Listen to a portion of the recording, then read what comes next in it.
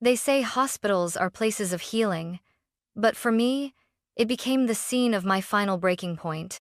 I was still in scrubs, stitches fresh in my side, the antiseptic sting barely fading from my skin, when my father burst through the door. "Pay rent or get out," he shouted, his voice ricocheting off the sterile walls like a punch. I blinked, too stunned to reply. "I said no," I whispered. His hand came down before I could flinch. The slap cracked against my cheek, my body collapsing sideways off the bed, pain shooting through my ribs as blood filled my mouth. "You think you're too good for this family?" he sneered, standing over me like I was nothing. But as I lay there on the cold hospital tile, I knew one thing for certain. He had no idea what I'd do next. And this time, I wouldn't stay down. It started 3 months ago, when I moved back in with my father. I didn't want to. God, I didn't want to. But after the clinic cut my hours, and the landlord raised the rent again, I had no choice. Danime's 6-year-old daughter needed a roof over her head more than I needed pride. Dad said it would be temporary, but the second I unpacked my suitcase into the tiny spare room with the creaky window and water-stained ceiling, I knew better. Nothing with him ever came without cost. At first, it was little things: groceries, gas, fixing the Wi-Fi, because you're the one using it the most. I paid, quietly, even when it meant putting my own overdue dental checkups on hold. Then came Eric, me younger brother. He still lived at home, still unemployed, still the golden boy in Dad's eyes. I'd come home from back-to-back shifts to find him sprawled on the couch, gaming, while Dad told me Eric was just going through things. Apparently, depression meant he couldn't work, but it didn't stop him from ordering Uber Eats every day on my card, just until his account's unfrozen. They never asked. They expected. Dad's voice would drop into that heavy tone, the one that used to freeze me as a kid. "Family helps family," he'd say. What he meant was, "You owe us, and we don't owe you anything." Dani picked up on the tension fast. She stopped humming when we got home, started clutching her bunny tighter. Asked me, once, if Grandpa was mad at her too. That night, I cried into my pillow, muffling the sound so she wouldn't hear. The week before the hospital, things escalated. Eric had run up another credit card bill, this one from some crypto mentorship, and Dad told me flat out I needed to cover it. "Don't act like you can't," he growled. "You're working double shifts now." "I'm saving for Dani's inhaler refills," I said quietly. His jaw tightened. "What's more important?" he snapped. "Her lungs or your brother's future?" That was when I realized how far gone they were. The day of the accident, I was headed home after a brutal overnight shift. Rain slicked the roads. I blinked too long at a red light and didn't see the truck turning across my lane until it was too late. The impact sent my car spinning. I woke up on a stretcher, Dani's name the only thing on my lips. The doctors said I was lucky. 6 stitches along my ribs, a sprain in my left wrist, and a bad bruise across my hip. They kept me overnight for observation. The next morning, he walked in. No flowers, no, "How are you?" No check on Dani, just that voice. "Pay rent or get out." And the slap. The bruise on my ribs pulsed every time I breathed. I was discharged with gauze, painkillers, and a warning to rest for at least a week. But how do you rest in a house that doesn't feel safe? When I got back, Dad was in the kitchen like nothing had happened. He didn't mention the slap, didn't acknowledge the bandage under my shirt. He just asked if I'd remembered to transfer this month's utilities. "Your room uses the most heat," he said casually, sipping his coffee. "And that kid of yours leaves the lights on all the time." I swallowed the lump in my throat and nodded. That night, I sat on the edge of Dani's bed while she slept, tracing the pale line of a healing scar on her cheek from a playground fall weeks ago. I remember how I'd panicked back then. But now, my own pain didn't even matter to the people I called family. The next morning, a letter was slid under my door. Not a note, a typed letter. "Effective immediately. Rent will increase by $200 month due to additional strain on household income. Payment expected by Friday. Signed, House Management, G. Monroe." I laughed, Not out of humor, but because if I didn't, I'd scream. I texted my dad, asking if this was some kind of joke. His response came instantly. You live under my roof. You pay what I say. That's how adulthood works. 2 days later, Eric knocked on my door without looking me in the eye. Hey, Dad said you'd help cover my car insurance this month? I blinked. Your car hasn't moved in weeks. He shrugged. Still gotta keep it running. It was like I was the family's ATM, no PIN required. Even Danny noticed. Mommy, she whispered one night as we brushed teeth together. Why does Grandpa only talk nice when you give him money? I couldn't answer her. My throat closed too tightly. But something inside me shifted the next day. Megan, me best friend from nursing school, came by with groceries and a soft blanket. She asked why I hadn't answered her calls. I told her everything, tears spilling before I could stop them. She listened without interrupting, then said, Jessa, you know your mom left you something, right? I froze. She reached into her purse and pulled out an old key. I've been holding this since your mom passed. She said to give it to you when things got too much. My hands trembled as I took the key. It was time to find out what Mom had left behind and if it could finally help me break free. The key was old brass, with a tiny M engraved near the base. I stared at it for hours that night, holding it in my palm like it might whisper the next step. Danny had fallen asleep curled beside me, Bunny tucked under her chin, unaware that something had shifted. My mom had passed 3 years ago. Ovarian cancer. Quiet. Quick. Unfair. She and my dad had divorced long before that, but she never remarried. She lived simply in a small craftsman house left to her by her father. I hadn't been back there since the funeral. Now, I had the key to something she didn't trust anyone else with. Not even me until now. The next morning, I packed a thermos of tea, dropped Danny at school, and drove out to the house. It sat on the corner of Ash and Hamilton, the porch slightly tilted, wind chimes still hanging by the door like they had during childhood summers. Inside, it smelled like old books and lavender. I wandered through slowly her old rocking chair, a half-finished quilt folded over the arm. Dust danced in the light. Nothing looked particularly secret until I got to her bedroom. The closet. Near the back was an old filing cabinet. I'd seen it 100 times as a kid. Always locked. Always off-limits. I pulled the key from my pocket. My fingers shook slightly. Click. The drawer rolled open with a metallic groan. Inside were labeled folders neatly stacked. Titles like Property, East Oak, Bank, Trust Account, Letters to J. I reached for the last one. It contained 3 things. A notarized letter naming me as the sole beneficiary of her father's estate. A deed for the property we were currently living in Dad's house. A short handwritten note. If you're reading this, it means you've endured far more than I ever wanted for you. They will take until nothing is left. This house is yours now. Use it. Protect Danny. And never let guilt be the leash that binds you. Love? Mom. My knees buckled. I sat on the floor, clutching the papers to my chest. The house wasn't Dad's. It was mine. I didn't go home that night. I stayed at Megan's. Danny was thrilled to have a sleepover with her godmother, and I finally slept a full night for the first time in months. When I woke up, I knew exactly what I needed to do. This time, I wouldn't just survive. I'd take back what was already mine. When I walked back into the house, the air felt heavier than usual. Dad was at the kitchen table, scribbling something on a napkin, probably another version of his household budget, which always ended with me owing more than I had.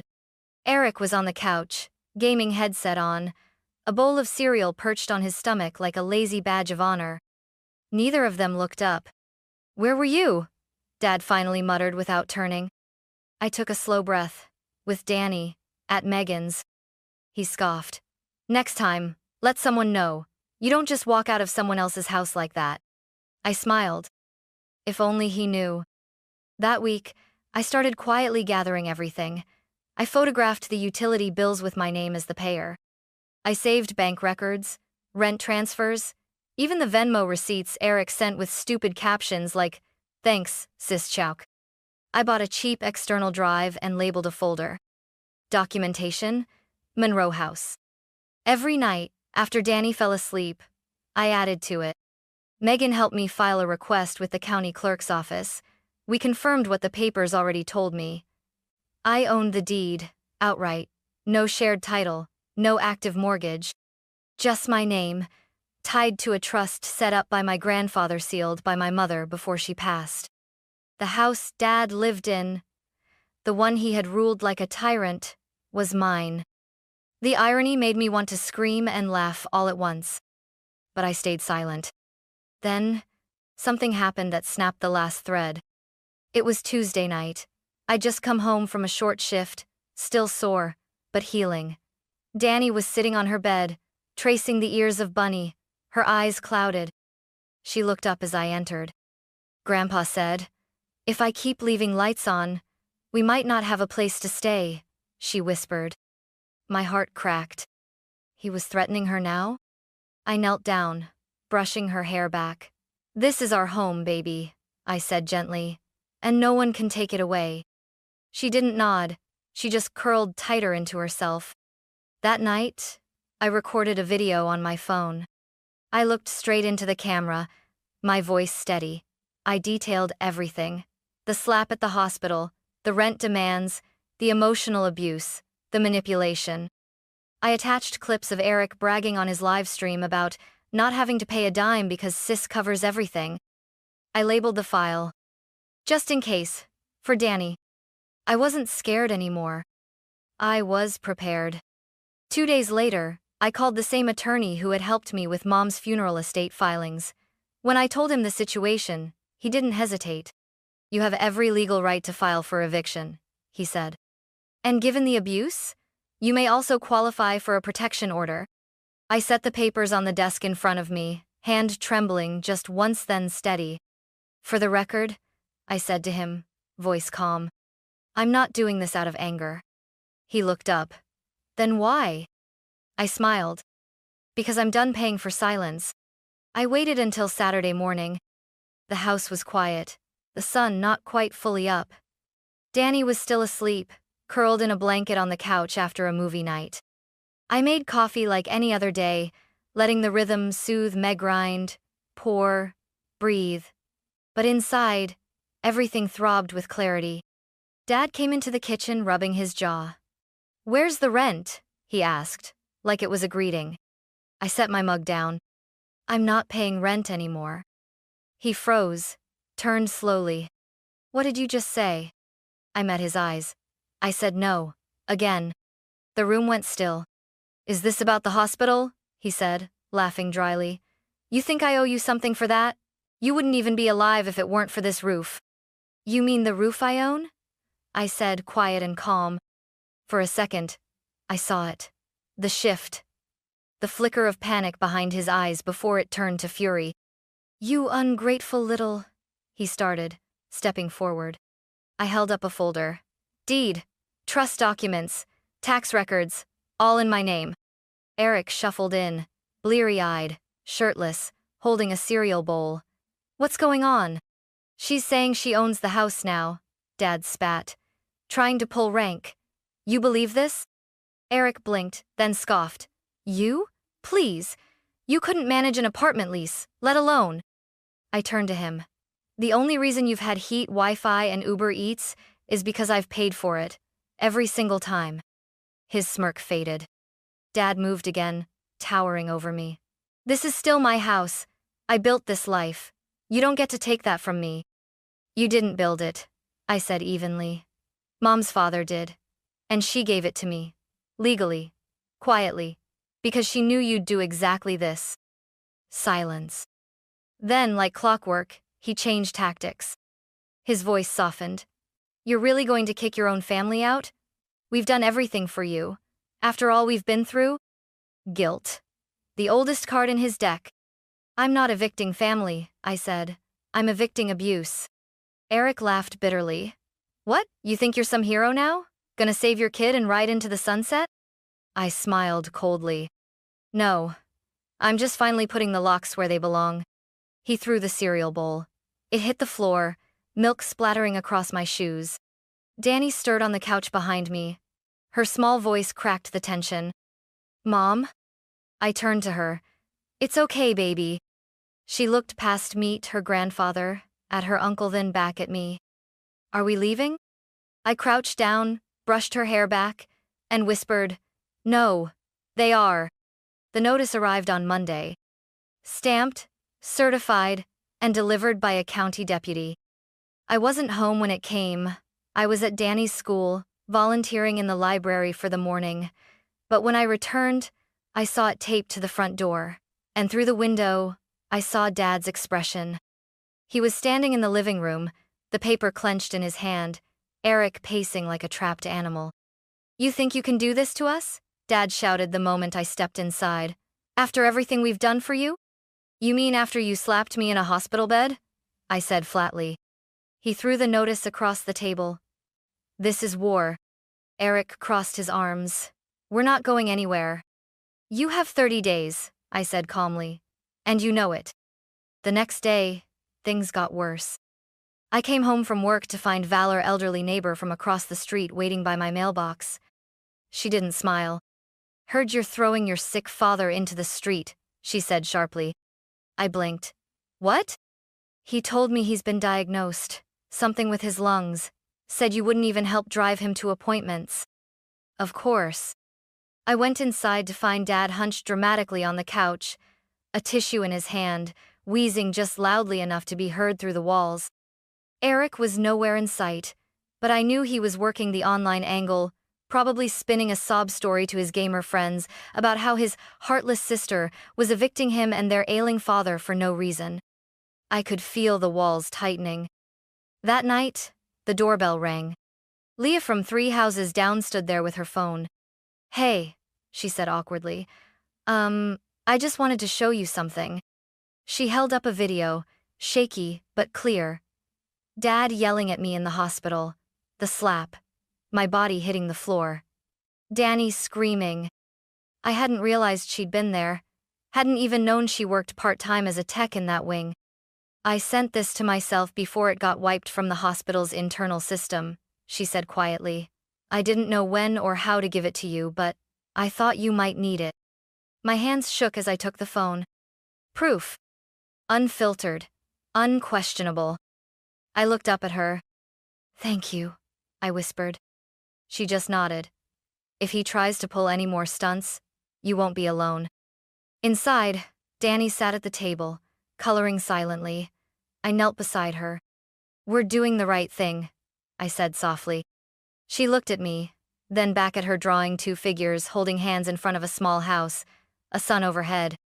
And this time, she smiled. The eviction was set for Friday morning.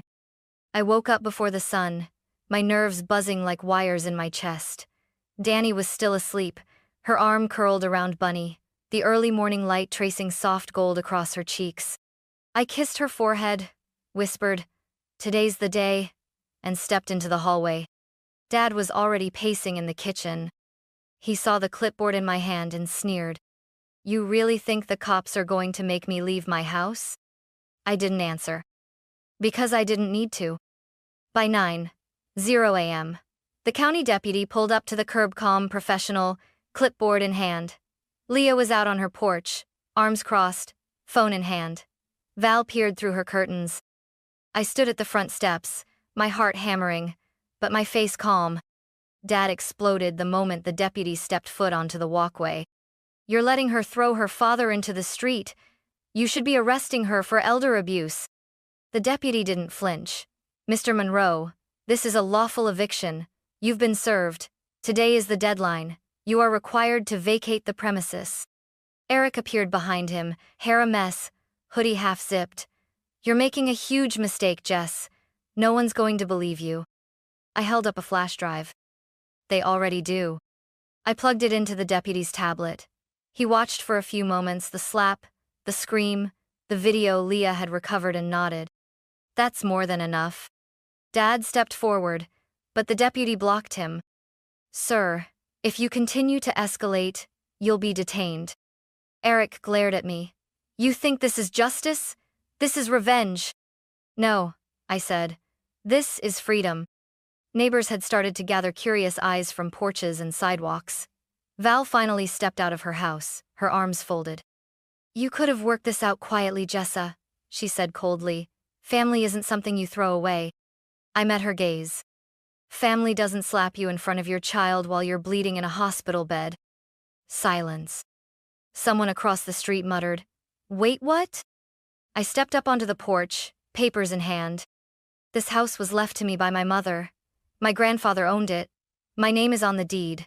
And for years, I paid for this entire household while being insulted, ignored, and physically assaulted. That ends today. Dad looked around, chest heaving, eyes searching for sympathy. None came.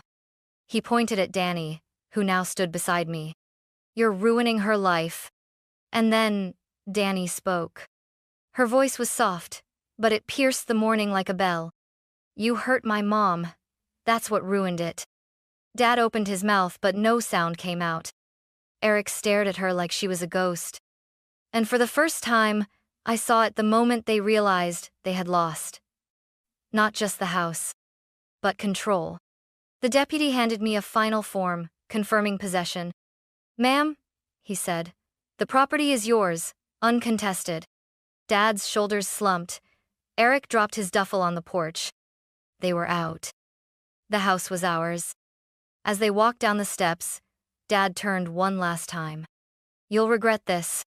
I looked at him and said, No, I regret letting it go on this long. Danny reached for my hand as we closed the front door behind us. She looked up. We're safe now?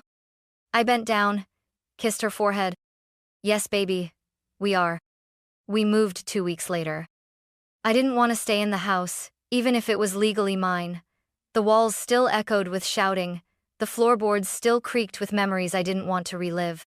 So I sold it quietly, without ceremony, and used the money for a small rental cottage across town. It wasn't fancy. 2 bedrooms, a tiny porch, lavender bushes out front. But it was ours. Danny picked her room instantly, the one with the window facing east so the morning sun could wake Bunny first. I let her choose the paint color, pale sky blue. Every night, she slept deeply now. No more midnight flinches, no more whimpers through dreams, just the steady rise and fall of peace. I started therapy. For the first time, I spoke out loud the things I had only whispered in shame. The guilt. The years of giving. The fear of not being enough. And slowly, like pulling thorns from skin, I began to heal. Megan came by often, usually with coffee or pie. Sometimes, we just sat in silence while Danny painted in the corner. You're different now, Megan said one evening, watching me from across the table. I'm lighter, I replied. Like I stopped carrying bricks I thought were mine. One Sunday morning, Danny stood beside me on the porch, brushing Bunny's ears with a toothbrush. She looked up, her hair catching the breeze. Mommy, she said, do you think Bunny's proud of us? I smiled. I think Bunny always knew we were stronger than we believed. She leaned into me, small and warm, her hand slipping into mine. The lavender swayed gently in the breeze. The sky was soft, no longer heavy. And for the first time in years, I didn't feel like I was surviving. I felt like we were finally living.